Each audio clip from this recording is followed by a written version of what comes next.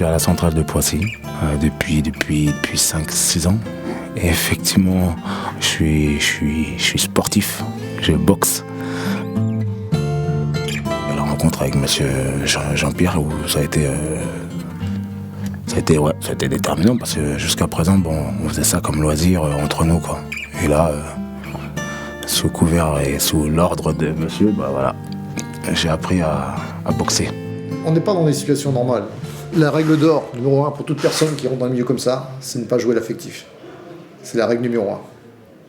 Ensuite, écouter, observer, respecter et agir. Donc, si vous rentrez dans l'affectif, un jour ou l'autre, vous allez le payer. C'est un retour de bâton qui va vous faire très mal. Et la confiance, ça se donne pas. Ça se gagne et ça se mérite. Voilà, c'est dans les moments difficiles, dans les moments extrêmes, qu'il y a une espèce de respect qui s'instaure au fil du temps et qui va en agrandissant. Et après, il y a la complicité, il y a tout ça qui rentre en jeu. Et pourquoi pas de l'amitié par la suite.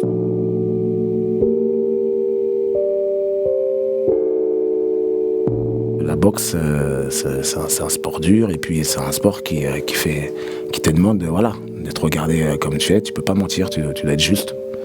Tu dois être juste. Si tu ne l'es pas, de toute manière, la réalité du combat, donc du terrain, du contexte, te ramènera à la réalité. Ça aussi, ça ramène à la vie. La vie également, elle est ainsi faite. Hein. Si tu te trompes, si tu te trompes de chemin, si tu t'oublies, si tu prends les choses effectivement avec beaucoup trop de légèreté, alors que tout a des conséquences, hein, donc un poids, vaut mieux être prêt parce que sinon les déconvenues elles sont non seulement certaines, mais elles font mal. J'étais pas du tout convaincu de l'intérêt de cette discipline.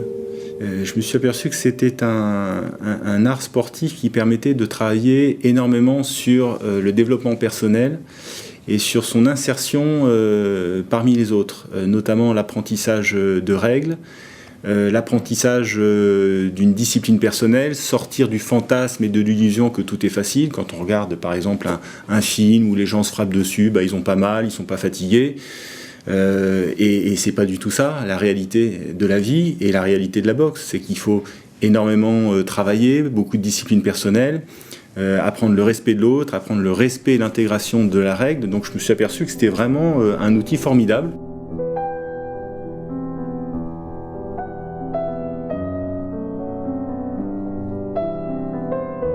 Ça, c'était le premier vrai déclic, la discipline. Je suis un retardataire en général. J'étais bien moins en retard finalement avec lui. Je le suis encore de temps à autre, mais finalement, même pour aller souffrir et même pour aller endurer, j'ai réussi à être à l'heure. Pour certains d'entre nous qui avons des égos un peu trop... des fois même d'ailleurs, des gros égos, mais en plus de manière très déplacée, parce qu'en plus, on n'est pas à la hauteur.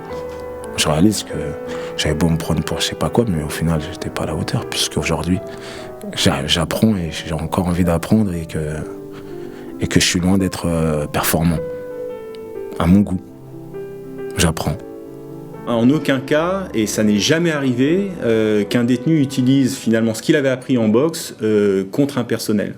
En général, ceux qui frappent les personnels sont des gens qui sont isolés. Donc en fait, on s'est tous aperçus que la boxe ne représentait aucun danger, même au contraire au sein d'une collectivité, puisqu'elle permet de canaliser l'agressivité et la violence. Donc au contraire, ça a été constaté comme un effet bénéfique sur la détention.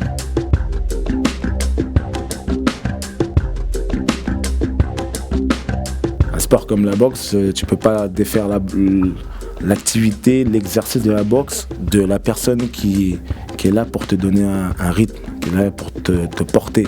Quand je suis fatigué, bien que j'ai mon ego et que je suis effectivement prêt à me bousculer à n'importe quel moment, je sais qu'il y a un moment où il y a un relais. J'ai des collègues, que ce soit dans le sparring ou pas, tu ne te réalises pas tout seul.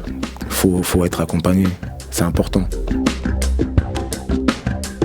Pour faire quelque chose, une action dans ce milieu-là, je pense qu'il faut avoir de l'humilité, observer, écouter. C'est facile de faire une action florissante, c'est très facile. Le plus dur, c'est de tenir. Ouais, c'est le temps. Et le temps, c'est dur. Pourquoi ? Parce que ça avance pas aussi vite qu'on l'on veut. On est plein de bonnes intentions, mais il y a un temps à respecter, il y a un rythme à respecter. Et ça, il faut le connaître. Plus toutes les codes sociaux à connaître aussi.